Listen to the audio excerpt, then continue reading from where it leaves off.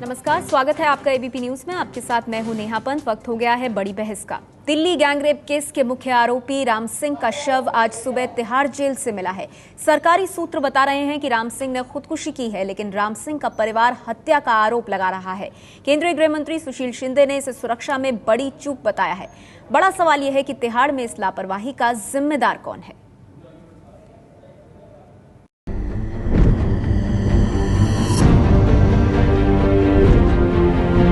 Delhi gangrape case के आरोपी राम सिंह ने खुदकुशी की है या फिर दिल्ली की तिहाड़ जेल में राम सिंह की हत्या हुई है? ये आत्महत्या नहीं है, पूरी तरह से हत्या है। कोई सुसाइड नहीं कर सकता है, कोई सर्कमस्टांसेस नहीं थी किसी प्रकार की जो है। खुदकुशी या हत्या का सवाल इसलिए क्योंकि राम सिंह को ना तो किसी ने खुदकुशी करते देखा और न ही किसी ने राम सिंह की हत्या होते हुए देखी। Magistrate is conducting an inquiry. Everything will come out. So not even one part should be disclosed. So you have to appreciate that magistrate will come out with all the facts of the incident, and we have to wait for that. Police और forensic की team Ram Singh की मौत की गुत्थी सुलझाने में जुटी है, लेकिन राम सिंह के घर वाले और राम सिंह के वकील बड़ी साजिश की आशंका जता रहे हैं। राम सिंह ने खुदकुशी नहीं करी है, राम सिंह का मर्डर किया गया, मर्डर के उसके कपड़े फाड़ के राम सिंह लटका गया है। राम सिंह खुदकुशी नहीं कर सकता है। बुलेट के निशान मिले, उनके साथ में बलात्कार भी किया जेल के अंदर। सुसाइड तो है, ये प्रिलिमिनरी रिपोर्ट है और ये सब इंक्वायरी में आ जाएगा। उसकी इंक्वायरी चालू है। लेकिन जेल सूत्रों की माने तो राम सिंह ने खुदकुशी की है और इसके लिए उसने जो खौफनाक प्लान बनाया उसकी भनक ना तो उसके साथ रह रहे 3 कैदियों को लगी और न ही जेल प्रशासन को। जेल प्रशासन सूत्रों के मुताबिक राम सिंह ने खुद को फांसी पर लटकाने के लिए जो फंदा तैयार किया था उसमें उसने दरी, अपने कपड़े और कच्छे के नाड़े का इस्तेमाल किया था। संभवतः उसको जो खाने की थाली दी गई थी, एक थाली एल्युमिनियम की थाली होती है, इस थाली को उसने काटा होगा। काटने के बाद इसका धारदार हथियार बनाया और धारदार हथियार से उसने इस दरी को काटा होगा। दरी काटने के बाद लंबी रस्सी के तौर पर फंदा तैयार हो गया। लंबी रस्सी को मजबूती देने के लिए उसने अपने कपड़े और उसने अपने जो कच्छे का नाड़ा था उसका इस्तेमाल किया। इन सबको उस पर लपेटा और ऊपर से कच्छे का नाड़ा लपेट दिया, यानी कि कुल मिलाकर एक मजबूत फंदा तैयार हो गया। इतना ही नहीं, जेल सूत्रों की माने तो राम सिंह ने मौत को गले लगाने के लिए नहाने वाली बाल्टी का भी इस्तेमाल किया। कमरे की हाइट के ऊपर जो शिक्षे लगे थे वो इतनी ऊंचाई पे थे कि राम सिंह उन पर पहुंच नहीं सकता था। उसने नहाने वाली बाल्टी को उल्टा करके रखा और उसके ऊपर राम सिंह चढ़ा। राम सिंह उस बाल्टी पे चढ़ने के बाद उस शिक्षों तक पहुंचा और उसने वो जो फांसी का फंदा तैयार किया था उस शिक्षे में बांधा। इसके बाद उसने अपनी दूसरी टांग से उस बाल्टी पर ठोकर मार दी। सवाल यह है कि राम सिंह ने फांसी लगाने की तैयारी एक दिन में तो नहीं की होगी, तो फिर क्या जेल प्रशासन सोया हुआ था या फिर खुदकुशी की थ्योरी में दम नहीं है? उसको टॉर्चर किया गया है किसी न किसी हद तक, चाहे वो मुद्दा एडवोकेट को चेंज करने का था और अदरवाइज जो है शायद नए सिरे से उनको तंग करने की कोशिश की गई हो। अगर वाकई में खुदकुशी के दावे में दम है तो फिर सवाल ये है कि क्या जेल प्रशासन ने लापरवाही बरती, क्योंकि जिस बैरक में राम सिंह रह रहा था वहाँ सीसीटीवी कैमरा तक नहीं लगा था।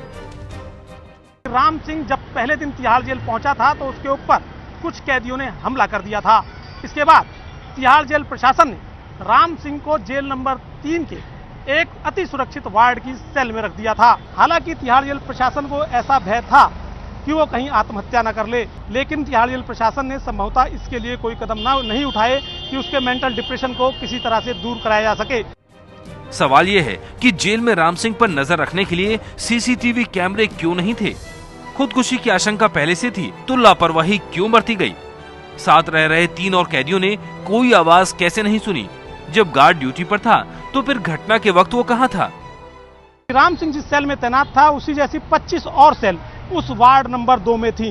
इन 25 सेल पर महज एक सिपाही की ड्यूटी थी जो राउंड द क्लॉक घूम के देखता था कि सारी बैरकों में कुछ खास तो नहीं हो रहा है। इस सिपाही का कहना है कि उसने सुबह 5 बजे के बाद राम सिंह की बॉडी लटकी हुई देखी, यानी राम सिंह ने आत्महत्या कब की इसके बारे में भी तिहाड़ जेल के गार्ड को कुछ भी पता नहीं है। सुबह 6 बजे खबर लगते ही तिहाड़ जेल में क्राइम इन्वेस्टिगेशन की टीम और फोरेंसिक की टीम पहुंची। मजिस्ट्रेट ने जांच शुरू कर दी। घटना का नाट्य रूपांतरण कर तहकीकात तेज की गई।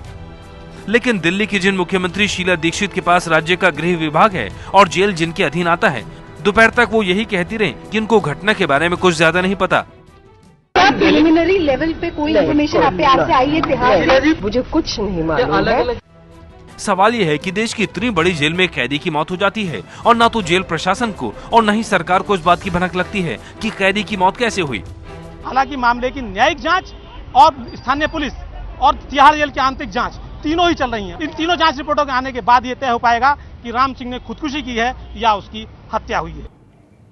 तो बड़ा सवाल यह उठ रहा है कि हाई सिक्योरिटी सेल में तिहाड़ के भीतर जिस तरह से राम सिंह का शव मिला, किसकी लापरवाही है? ये जेल प्रशासन की लापरवाही है? कैसे ऐसा हो गया कि एक हाई सिक्योरिटी सेल में दिल्ली गैंगरेप का मुख्य आरोपी, उसका शव इस तरह से मिलता है? हमारे साथ आज की इस चर्चा में कुछ खास मेहमान जुड़ गए हैं। हमारे साथ मौजूद हैं बीजेपी के नेता विजेंद्र गुप्ता जी, साथ ही इस चर्चा में कांग्रेस पार्टी की नेता प्रभा ठाकुर जी हमारे साथ जुड़ गई हैं।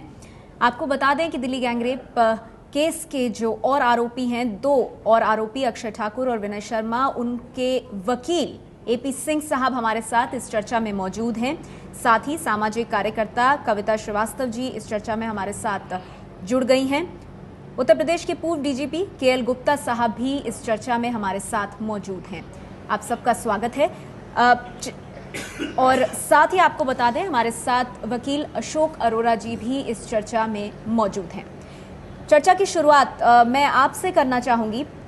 अशोक अरोरा जी, अगर इस पूरी स्थिति को देखें, ये अभी भी सवाल बना हुआ है कि ये खुदकुशी का मामला है या हत्या का, लेकिन सबसे बड़ी बात, तिहाड़ के हाई सिक्योरिटी सेल में एक ऐसा विचाराधीन कैदी जिसको सुसाइड वॉच पर रखा हुआ है, उसका शव सुबह मिलता है। किसी को भनक नहीं लगती कि हुआ क्या। तिहाड़ में ये लापरवाही जो बरती गई है, इसका जिम्मेदार कौन है?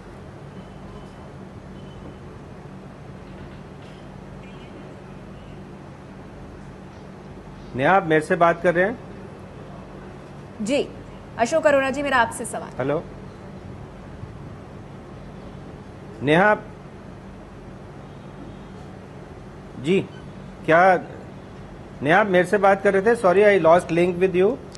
अशोक अरोरा जी, मैं आपसे एक बार फिर पूछना चाहूंगी, ये जो तिहाड़ में जो लापरवाही हुई है, क्योंकि जिस तरह से सुसाइड वॉच पर जिस विचाराधीन कैदी को आपने रखा है, उसका शव इस तरह से मिलता है, सवाल उठ रहे हैं कि यह खुदकुशी है या हत्या की साजिश है, क्या हुआ? इस लापरवाही का जिम्मेदार आप किसे मानते हैं?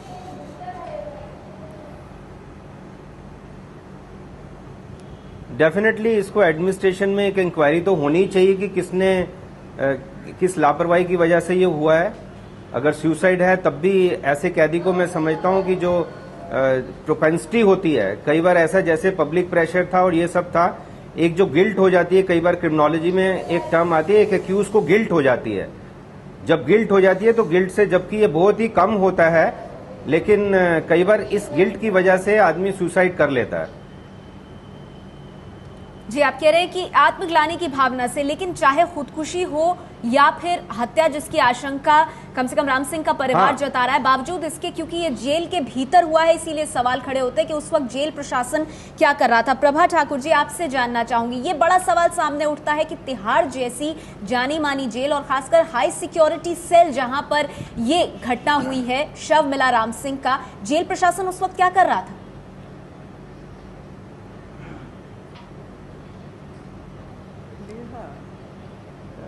जैसा कि जेल प्रशासन अन्य कैदियों के मामले में जिस तरह वो रहते हैं, काम करते हैं, वैसे ही कर रहे होंगे।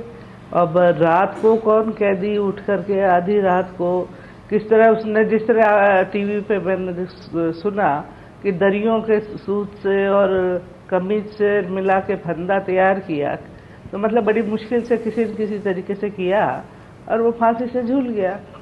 हो सकता है उसकी आत्मा ने उसे धिक्कारा हो सकता है पूरे देश की जो इतनी नफरत, इतनी बद्दुआएं, इतना पीड़ा जो उनके लड़की के प्रकार ने भुगती, उन सब का कहीं उस पर ये असर हुआ हो। कुछ वो ठीक है प्रभा जी, वो चाहे खुदकुशी हो या हत्या हो, जो भी हो, लेकिन जेल के भीतर हाई सिक्योरिटी एरिया के अंदर ये सब कुछ हो रहा है, तो सवाल तो उठेंगे ना कि जेल का प्रशासन क्या कर रहा है। नहीं, सवाल ये है कि जेल का प्रशासन तो सबकी सिक्योरिटी वैसी ही है, औरों ने तो आत्महत्या नहीं की ना। उसकी आत्महत्या, अब कोई हर पुलिस वाले सब खड़े होकर के वहाँ राम सिंह पर नजर पूरी रात खड़े होकर रखेंगे। तिहाड़ जेल में आज सुबह दिल्ली गैंगरेप के मुख्य आरोपी राम सिंह का शव मिला है और ये बड़ा सवाल उठ रहा है कि तिहाड़ जेल में जो ये घटना हुई इसके लिए जिम्मेदार कौन है, लापरवाही किसकी है। सभी खास मेहमान हमारे साथ मौजूद हैं। बीजेपी के नेता विजेंद्र गुप्ता जी भी हमारे साथ मौजूद हैं। विजेंद्र जी, आपने सुना ब्रेक से पहले जो बात प्रभा ठाकुर जी ने कही कि इतने कैदी जेल में होते हैं, तिहाड़ जेल में भी इतने सारे कैदी हैं, अब हर कैदी की हर एक गतिविधि पर तो नजर नहीं रखी जा सकती।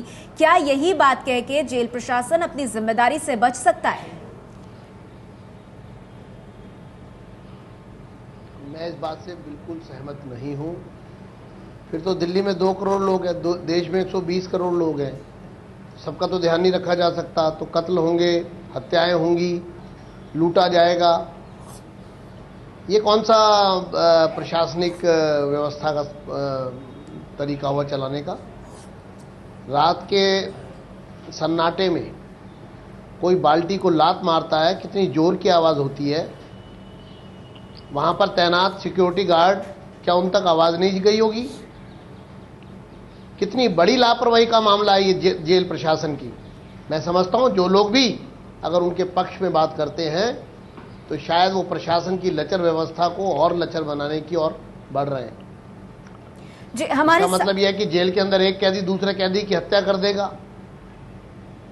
बिल्कुल, तो इसीलिए सवाल उठ रहे हैं। कहा जाएगा हर एक कैदी का ध्यान कैसे रखा जा सकता है?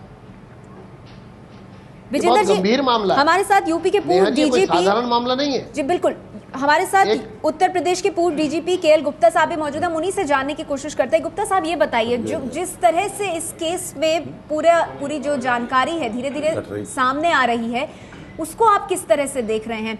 दिल्ली गैंगरेप का मुख्य आरोपी सुसाइड वॉच पर उसको रखा गया है, लेकिन जिस सेल के भीतर वो है वहां सीसीटीवी कैमरा तक नहीं है।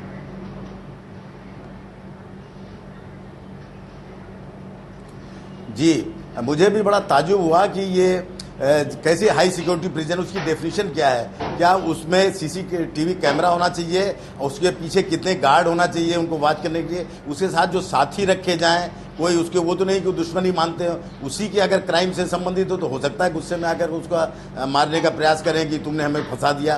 तो ये सब चीज़ें देखी जाती हैं। हाई सिक्योरिटी प्रिजन की कोई डेफिनेशन होती है, नंबर ऑफ गार्ड्स भी ज़्यादा होंगे, सीसीटीवी वगैरह भी होंगे। अब कैसे उस आदमी ने दरी काटा और ये काट करके काफ़ी टाइम लगाया, बर्तन अपना काटा, वो थाली काटी, ये सब मिलाकर के उसे टाइम, 4 आदमी और कहाँ थे उसके साथी जो थे? ये सब जेल प्रशासन की कमजोरी तो है ही, लापरवाही है। इसको मजिस्ट्रेट इंक्वायरी जो हमारी सीआरपीसी के अंडर करना पड़ता है, एक क्षेत्र में वो कर रहे हैं, जो करना चाहिए वो सब फैक्ट सामने आएंगे। पर प्राइमे फेसाई, प्रथम दृष्टया ये जेल प्रशासन की लापरवाही है। अब उसने क्यों अपने को मारा या उसका मर्डर हुआ, ये 2 पक्ष हैं, ये भी सामने आएंगे। पर मुझे लगता है वो आदमी डिप्रेशन में था, कई बार कह चुका था मुझे मार डालो, मैंने बड़ा अपराध किया है। तो डिप्रेशन की स्टेज आते, फिट्स आते हैं, कभी हो सकता है उसने ये किया हो। भाई इतना टाइम उसे क्यों मिल गया काम करने, अपराध करने का, ये देखने की बात है। और अगर मारने वाले होंगे तो वो होंगे 4 जो उसके सह अपराधी हैं कि भाई तुमने हमको फंसा दिया, तुम मारे हो, तो उसको मारने का प्रयास। तो आप मानते हैं कि जेल प्रशासन की गंभीर लापरवाही है जो साफ तौर पर सामने आई है?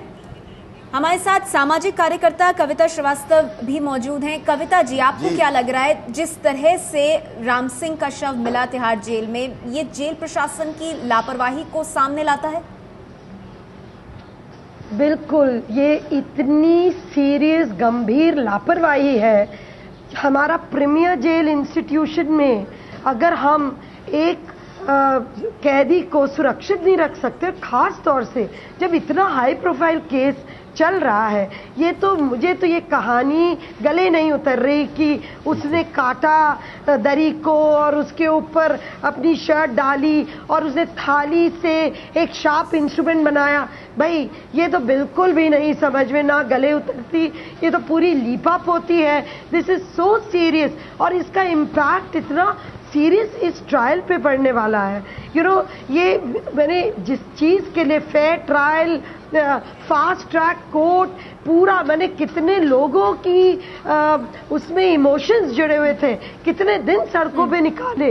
उस तरह के ट्रायल में आप कह रही है ना सिर्फ ये गंभीर मामला है बल्कि जो ट्रायल चल रही है उस पर भी इसका असर पड़ सकता है। इस पर हम आगे बात करेंगे, लेकिन हमारे साथ दिल्ली गैंगरेप केस के जो 2 आरोपी और हैं, अक्षय ठाकुर और विनय शर्मा, उन्हें रिप्रेजेंट करने वाले लॉयर एपी सिंह साहब भी मौजूद है। एपी सिंह साहब, आपकी प्रतिक्रिया। जी देखिए, एक तरफ कहा जाता है दिल्ली पुलिस एशिया की सबसे अच्छी पुलिस, तिहाड़ जेल एशिया की सबसे बड़ी जेल, और जो एक्यूज हैं वो रखे गए थे हाई रिस्क सिक्योरिटी। उनके वारंट्स पर लिखा होता है, रेड पेन से लिखा होता है हाई रिस्क सिक्योरिटी, जिससे कि कहीं भी लापरवाही ना इनके साथ बरती जाए, ऐसा होता है।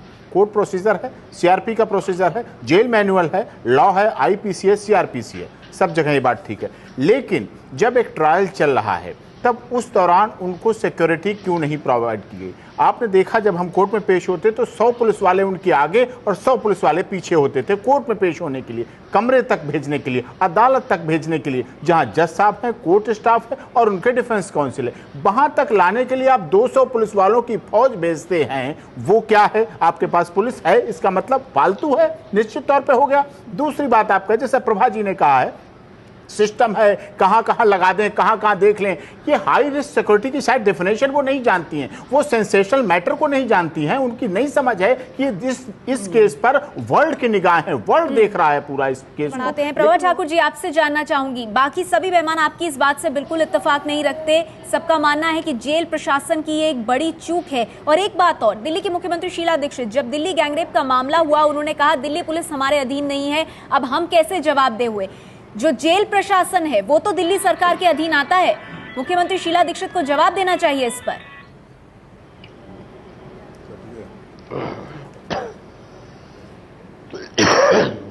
ऐसा है नेहा कि मैं बहुत आश्चर्यचकित हूँ, बीजेपी का जो दोहरा चेहरा और दोहरी बातें रंग है, उन्हें वो उस लड़की को भूल गए। नेहा जी, मुझे लगता है मासूम लड़की जिसके साथ ऐसा बर्बर हैवानियत का आरोप प्रत्यारोप का मामला नहीं है, ट्रायल चल रहा है, आप नहीं कर सकते इस बारे में। होगी राम सिंह से, कहानियां सुनाने का ट्रायल चल रहा है। प्रभा जी, ट्रायल की बातें आप जुडिशियल ऑफिसर कर रहे हैं पूरे मामले पर, और हो सकता उसकी आत्मा आखिर जागी तो सही, उसकी आत्मा आखिर जागी, उसकी आत्मा ने खुद को धिक्कारा। आरोप प्रत्यारोप की बात नहीं। प्रभा जी, आपके आदेश, आपकी बातों से फैसले नहीं हो जाएंगे, आप जैसा चाहती वैसे फैसले नहीं होते हैं। आत्मा को शांति मिली होगी और आप तो चाहेंगे कि उधर मगरमच्छ के आंसू बहा लेते हैं जब किसी के साथ रेप होता है। हम लोग जो बोल रहे थे हमारे परिवारों में अगर ये बहुत वाहियात पॉइंट ऑफ व्यू है। आप अपनी जिम्मेदारी से बच नहीं सकती, आप अपनी सरकार को, कांग्रेस को बचाना चाहती हैं।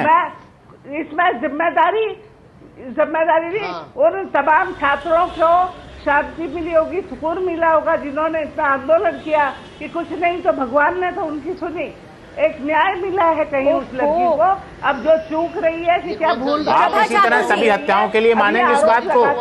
कोई भी हत्या हो जाए प्रभा ठाकुर जी, आपकी बात पर कविता श्रीवास्तव जी कुछ कहना चाहती हैं। जी कविता जी, आप सहमत नहीं दिखाई दे रही हैं। देखिए, मुझे लगता है कि प्रभा जी को कानून की थोड़ी समझ होनी चाहिए। बिल्कुल समझ नहीं है उन्हें, प्रभा जी को बिल्कुल कानून की समझ ही नहीं है। कस्टडी थी, ये जुडिशियल कस्टडी में राम सिंह था, जज द्वारा वहां भेजा गया और उसके लिए एक इस्टेब्लिशमेंट तिहाड़ जेल का। ये एक इसके, प्लीज मुझे बोले दीजिए, आपने बहुत बोल दिया, प्लीज। देखिए, जो उस लड़की के साथ हुआ वो बहुत बुरा, वो एक तरफ, लेकिन हर कैदी की उसके मानव अधिकार सुरक्षित रखने होंगे उस जेल को। और ये बिल्कुल गलत बोल रही हैं आप कि भगवान ने करवा दिया, ये कर दिया, तो इसका मतलब आप टॉर्चर को सपोर्ट कर रही हैं।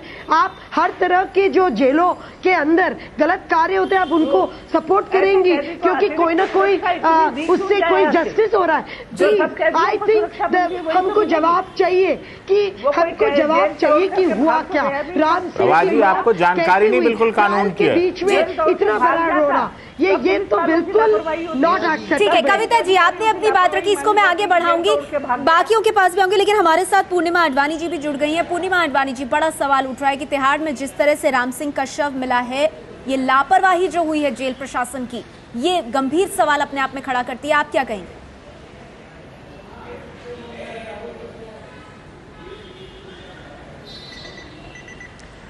जी हाँ मेहमान, बिल्कुल ही यह बहुत ही गंभीर सवाल यहाँ पे खड़ा हुआ है, क्योंकि ये पहले बार है जब इस तरह का एक आंदोलन महिला संगठनों ने छेड़ा कि बलात्कार के कानून में बदलाव आना चाहिए और जल्द से जल्द इसका कुछ परिणाम होना चाहिए। अदालतों को बिल्कुल जल्द से जल्द फास्ट ट्रैक करके कोर्ट केस की सुनवाई करनी चाहिए। और इस बार इस तरह का आंदोलन हुआ बिल्कुल ही कोई रिमोट एरिया में नहीं, दिल्ली में north block, south block, home ministry के नाक के नीचे बिल्कुल ये हुआ। और सरकार ने समझ लिया कि इसमें हम बिल्कुल चुस्त रहना पड़ेगा, इसीलिए वर्मा कमेटी भी गठन हुई। वर्मा कमेटी ने ठीक समझा, 30 दिन के अंदर रिपोर्ट आ गई। ये सब होने के बावजूद जिस तरह का नेग्लिजेंस हुआ है, अब ये मैंने बहुत सुन लिया लोगों का कि इन्वेस्टिगेशन तिहाड़ में हो रहा है और इसीलिए जब तक इन्वेस्टिगेशन का रिपोर्ट नहीं होगा तब तक कोई कुछ कह नहीं सकता है कि, लेकिन मान लीजिए यह सुसाइड है या मान लीजिए यह एबनॉर्मल डेथ है या मर्डर है, कल्पेबल होमिसाइड है, जो भी हुआ, बात अंत में एक ही आ रही है सामने कि लापरवाही थी कि यह व्यक्ति राम सिंह जेल में था, जेल में जब अंडर कस्टडी था तब उसका मृत्यु हुआ है। ये एक बहुत गंभीर सवाल है। और जब हम कह रहे हैं कि क्रिमिनल जस्टिस सिस्टम को फास्ट ट्रैक करना चाहिए, बिल्कुल जल्द से जल्द इसका कोर्ट में अलग से इसका निर्णय होना चाहिए, तो केसेस जो 8-10 साल लगते हैं हो सकता है कि 8-10 महीनों में खत्म हो। तो आप मानती हैं कि ये जेल प्रशासन का जो रवैया है मन में और जेल प्रशासन एंजाइटी होगी की जो भूमिका रही है, बिल्कुल उस पर सवाल खड़े करता है। आपने बड़ी बात कही, जो बाकी आरोपी हैं उनके मन में भी अब एक भावना होगी। हमारे साथ जो एपी सिंह साहब मौजूद हैं, वकील हैं, जो कि दिल्ली गैंगरेप केस के जो 2 और आरोपी हैं उनके। सिंह साहब, आपको भी लग रहा है कि ये बहुत अजीब सी स्थिति है जहां पर कहा यह जा रहा है कि राम सिंह डिप्रेशन में था, काफी वक्त से इस सब की प्लानिंग चल रही थी और इसके बाद आखिरकार फांसी पर लटक गया? नहीं, ये बिल्कुल गलत है कि राम सिंह मानसिक डिप्रेशन में था। कोई भी एक्यूज, जो 5 एक्यूज जिनका trial Saket fast track court में चल रहा है, कोई भी मानसिक डिप्रेशन में बिल्कुल नहीं थे। क्योंकि ये मैं इसलिए कह रहा हूँ क्योंकि मैं लगातार उनको 3 महीने से रेगुलर देख रहा हूँ। इस केस में regular day to day hearing सुनवाई हो रही है। इस आधार पर वो डेली आते थे, 12:30 के बाद से 4:30, 5 तक, 6 तक हमारे साथ रहते थे, वहाँ एविडेंस हो रही थी। क्योंकि इसमें 45 विटनेसेस एग्जामिन हो चुके हैं। जो प्रोसिक्यूशन ने 45 विटनेस अभी तक हुए हैं, वो 45 विटनेसेस एग्जामिन हो चुके हैं। और अगर आत्महत्या की बात आप मानते हैं तो आत्महत्या, डिप्रेशन की अगर बात कहते हैं, सामाजिक बुराई की बात कहते हैं, तो उनके अंदर ये एहसास और डिप्रेशन 3 महीने पहले हो जाना चाहिए था, जब वो अरेस्ट होकर पहली बार जेल गए, जेल में रहे। शुरुआती दौर में जब जेल में रहे तब उनके पास डिफेंस काउंसिल नहीं थे, उनके परिवार वालों ने जब डिफेंस काउंसिल इंगेज किए उसके बाद तो उनके अंदर ये भावना बिल्कुल भी कहीं छू तक के नहीं गई थी।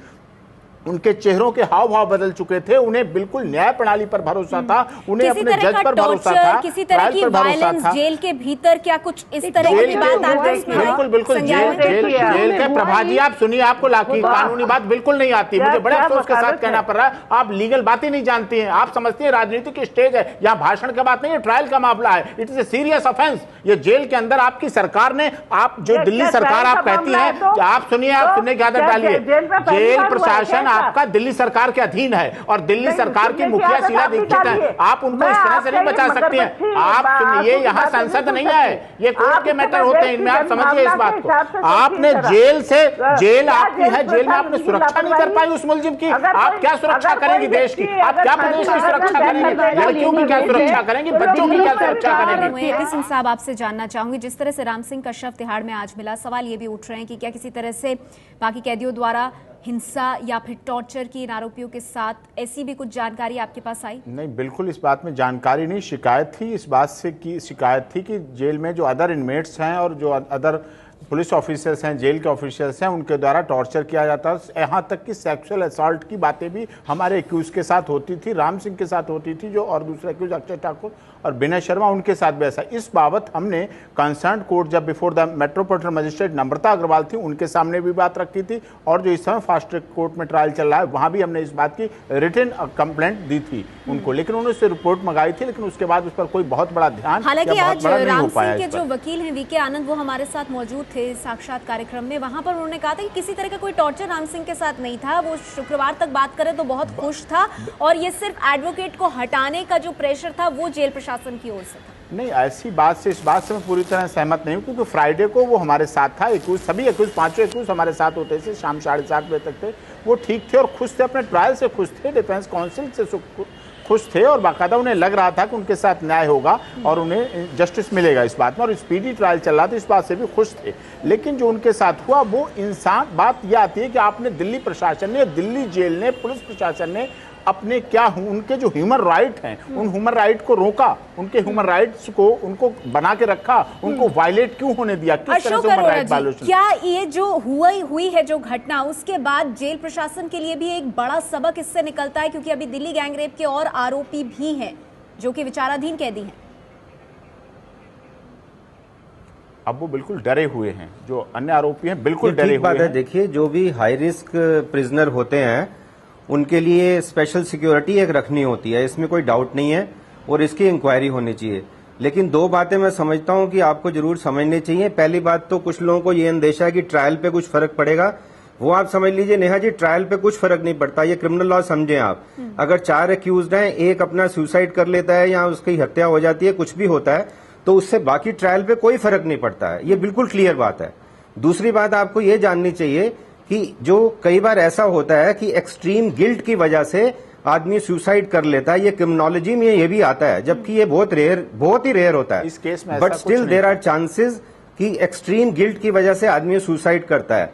तीसरी बात इसमें यह भी बिल्कुल क्लियर निकल के आ रही है कि यह भी एक एब्सर्ड बात है, जो लोग कह रहे हैं कि किसी ने मार दिया, मर्डर कर दिया है, ये भी मेरे को जो सर्कमस्टांसिस है, मेरे को जितना क्रिमिनल लॉ का एक्सपीरियंस है, ये बिल्कुल एब्सर्ड लगता है कि किसी ने मर्डर कर दिया है। बाकी तो इंक्वायरी होगी, वो सब सामने आ जाएगा, लेकिन ये बातें ध्यान रखनी है कि ट्रायल पे कोई फर्क नहीं पड़ता है। और तिहाड़ के भीतर अगर ऐसा कुछ हुआ है जो कि हुआ है, तो बड़ी जिम्मेदारी जेल प्रशासन की बनती है, जवाब इस पर जेल प्रशासन से बनता है, और साथ ही दिल्ली की मुख्यमंत्री शीला दीक्षित भी, क्योंकि दिल्ली की जो जेल है वो आती है दिल्ली सरकार के